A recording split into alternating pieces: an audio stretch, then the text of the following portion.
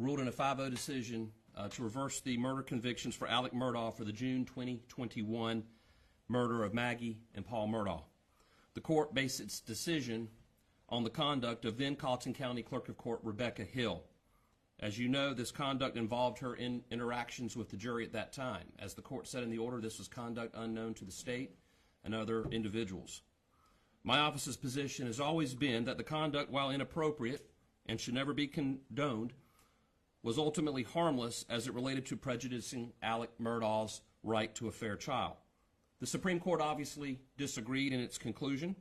While we strongly disagree with the Supreme Court, we respect this decision because that's how the process is supposed to be played out. So now we must look to the future. What does this decision mean going forward for this office?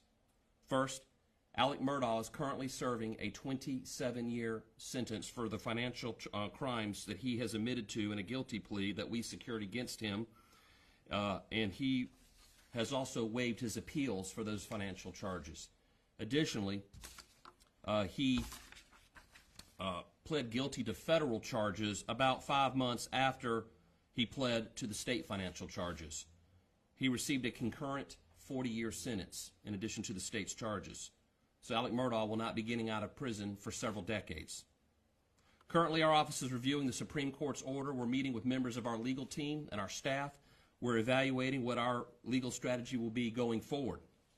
As of right now, the state has 15 days to ask the state Supreme Court to reconsider its decision, and we have 90 days to appeal to the U.S. Supreme Court.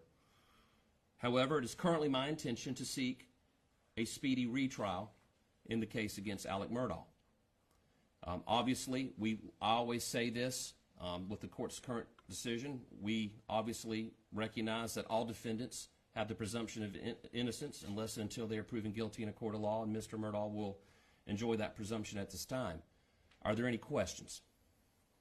Mr. Attorney General, your opponents in the governor's race are jumping on this, saying your office bungled the case. I know the court's decision pointed the finger at Becky Hill, but are you worried that this is going to affect your campaign for governor and will look poorly upon your records? No, not at all. Obviously, the court has been very clear.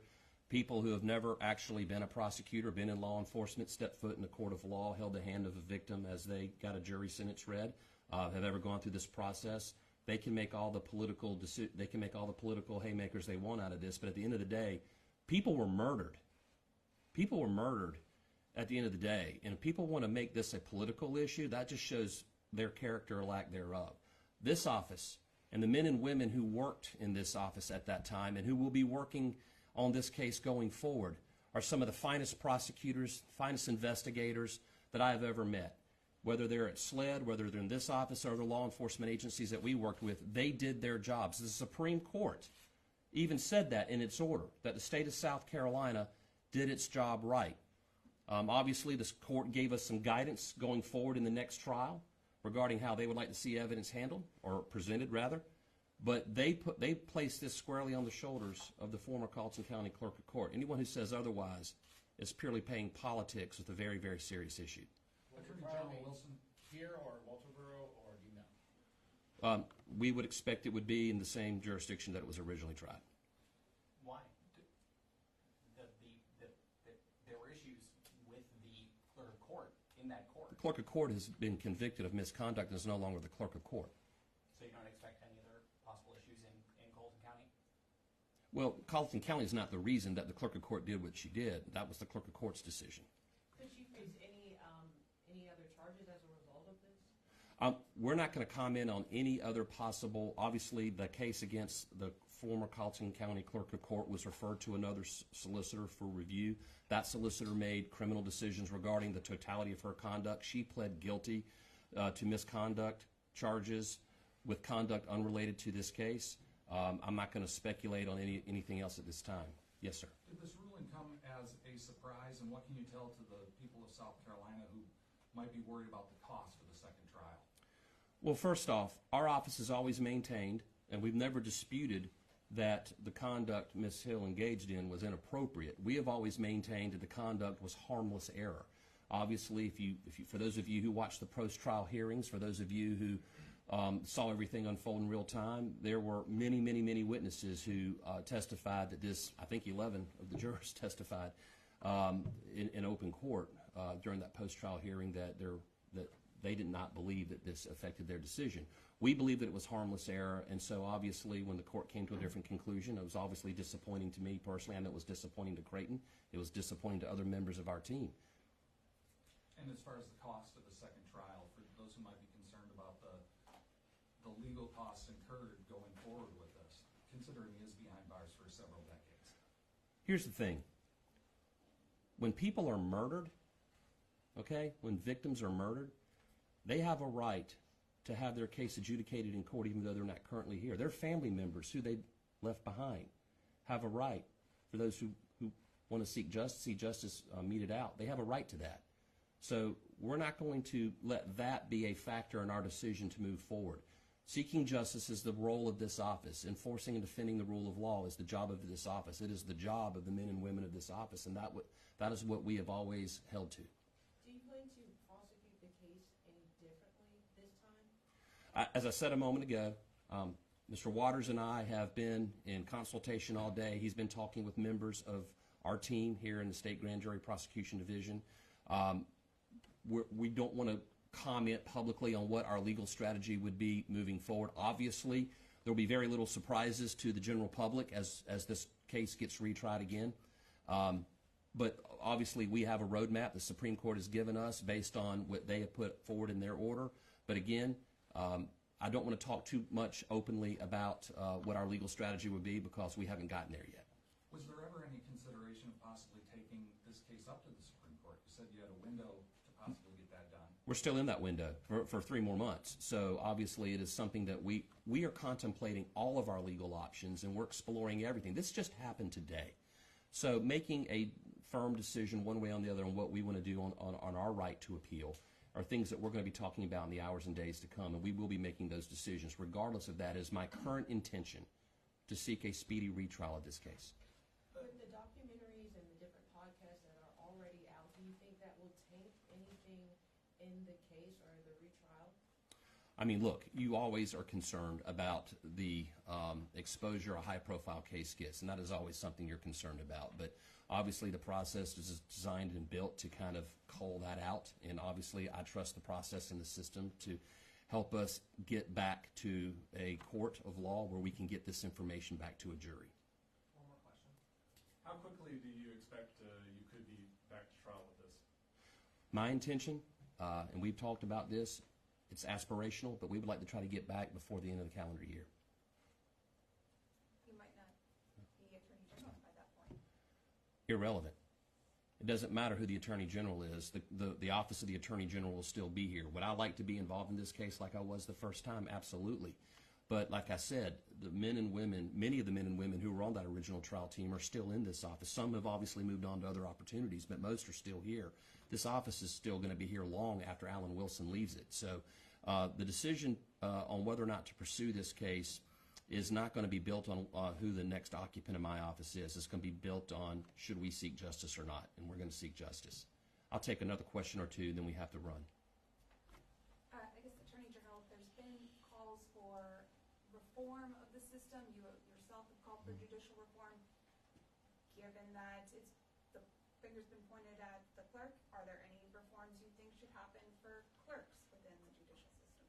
Look, the system worked when it came to the former clerk of Colleton County. Obviously, after the fact, unknown to us, as the court said in its order, her conduct was obviously made known. That was handled by the system. Other conduct that she engaged in, which was discovered long after the trial concluded, that ultimately led to her conviction for misconduct in office, was handled by another solicitor's office that I signed them that case, and that was handled appropriately, and she was convicted in a court of law. So the system addressed that individual. And I know you're not going to speak about your strategy, but do you think the evidence that they pointed out that you spent too much time on the financial woes of Murdaugh, do you think that's going to have an impact on your trial going forward? I mean, look, we have the benefit of hindsight now.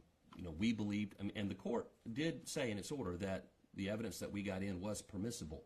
They obviously provided us some guardrails to go back on remand to the original trial court. where it will be tried, and they gave some guidelines and some guidance that we will obviously evaluate and use as a guide in presenting the next case. I'm happy, Creighton, if you want to take a moment, I'm happy to let you address that issue as well. Yeah, I mean, absolutely. We, of course, were, aggressive about that evidence. But as you recall, we filed multiple pretrial briefs. We laid out our theory of the case. We put all that evidence on the table. And ultimately, Judge Newman heard it all and agreed that it was permissible. But this is part of the process. The Supreme Court multiple times in the order said that this was viable evidence of motive, but ultimately gave us some guidance about the extent. That's how it works. You don't hit a home run if you're afraid to strike out. And so as a prosecutor, you have to deal with double jeopardy. We had a viable reason for putting in this evidence, and so we did so. Ultimately, the court, as the AG said, ruled on Becky Hill, and then they said, while we're at it, hey, this is permissible evidence, but let's put some guardrails in place. That's just part of the process. They also, though, multiple times in the order talked about I think they called superbly competent and professional presentation by both the state and the defense. So these things are not 2 + 2 = 4, and we did our job. We still believe that the case should have been affirmed, but we recognize the court's reversal, and now we're going to go do it again. That's the plan. Mr. Waters, thinking back to January, in which arguments were brought before the state Supreme Court, was it a difficult or untenuous position to have to, in some ways, talk about Becky Hill and basically, in some ways, make sure that, to say it no other way, to kind of defend her in that hearing? Well, again, whenever you try a case and you, as a prosecutor, like I mentioned, with double jeopardy, you have to, within your interpretation of the rules, be aggressive. And so we were expecting that. The one thing you don't expect is to ultimately have to address these issues with the clerk.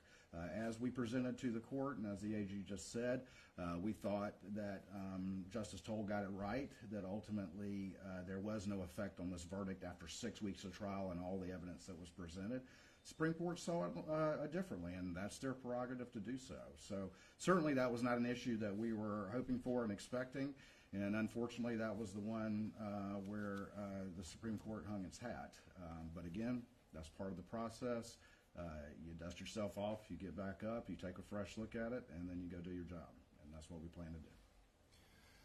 I want to close by first off just thanking the team in the Attorney General's office. Obviously, we're disappointed, but I couldn't be prouder of the job that Creighton and his team did. We lived through 6 long weeks 3 years ago, and we believe we did a good job for the people of South Carolina. We believe we represented the criminal justice system very well. A lot of people didn't think we could get a conviction, and we got it.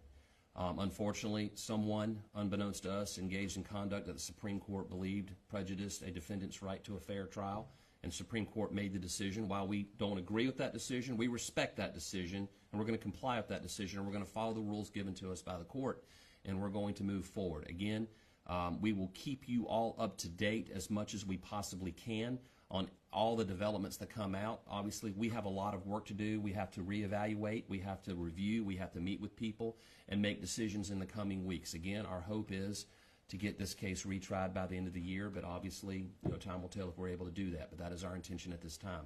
I want to thank all of you for giving us the opportunity. I'm sorry it was late in the day, but we had to absorb everything. We had to meet with a number of people, and we wanted to be able to give you this information as quickly as we possibly could. So thank you so much. I hope you have a wonderful day.